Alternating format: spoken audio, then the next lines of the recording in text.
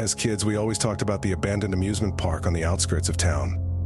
It had been closed for decades, its rides rusting away under a blanket of ivy and neglect. Stories of ghosts and strange occurrences kept most people away. But for us, it was a challenge.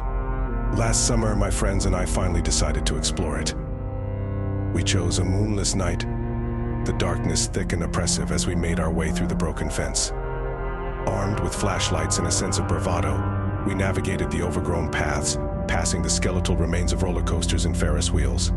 The air was heavy with silence, broken only by the occasional creak of metal. Our goal was the old funhouse, rumored to be the epicenter of the park's hauntings. As we approached, the atmosphere grew colder, and an inexplicable sense of dread settled over us. The entrance gaped like a mouth, inviting and menacing at the same time. Inside, the air was damp and musty. Our flashlights flickered, casting eerie shadows on the walls. Mirrors lined the corridor, distorting our reflections into grotesque shapes. Suddenly, one of the mirrors shattered, and a high-pitched giggle echoed through the funhouse. "Did you hear that?" Lisa whispered, her voice trembling. We pressed on, our nerves frayed. In one of the rooms, we found an old, dusty control panel. Curious, I flipped a switch. The funhouse sprang to life, lights flashing and creepy music playing.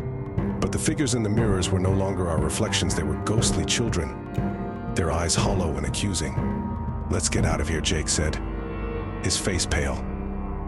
As we turned to leave, the exit door slammed shut.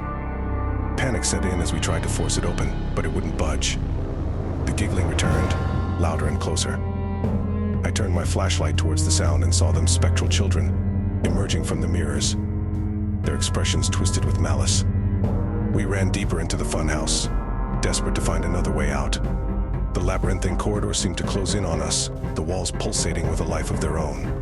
Finally, we stumbled upon a hidden trapdoor in the floor. Without hesitation, we pried it open and climbed down into the darkness. We emerged in the park's maintenance tunnels, a maze of pipes and machinery. The giggling had stopped, but the sense of being watched remained. After what felt like hours, we found a ladder leading to a grate. We pushed it open and climbed out, emerging into the cool night air, our hearts still racing. We never spoke of that night again, and we vowed never to return to the amusement park.